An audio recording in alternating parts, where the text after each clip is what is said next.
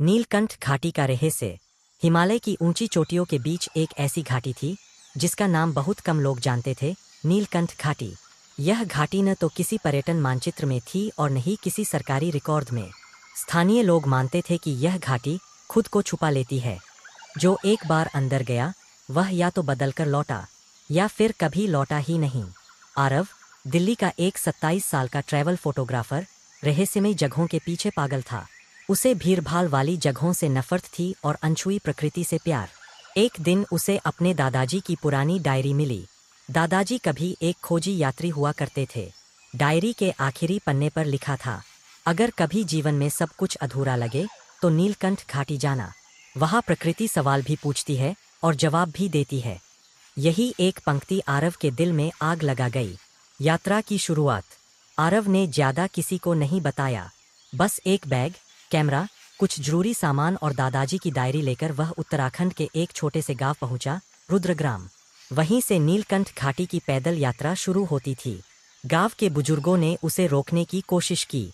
बेटा, वो घाटी साधारण नहीं है, एक बूढ़े ने कहा। वहाँ जंगल बोलते हैं और पहाड़ सुनते हैं। आरव मुस्कुराया। उसे लगा यह सब लोक कथाएं हैं। एक स्थानीय गाइड, कान्हा, आखिरकार उसके साथ चलने को तैयार हुआ, पर उसकी आंखों में डर साफ दिख रहा था। जंगल जो जिंदा था। जैसे जैसे वे अंदर बढ़े, जंगल अजीब तरह से शांत होता गया। न पंछियों की आवाज, न हवा की सरसराहट, सिर्फ उनके कदमों की आहट। अचानक आरव को महसूस हुआ कि पैर हिल रहे हैं।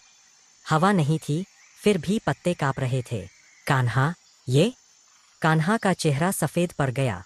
यहीं से लोग लौट जाते हैं, उसने कहा।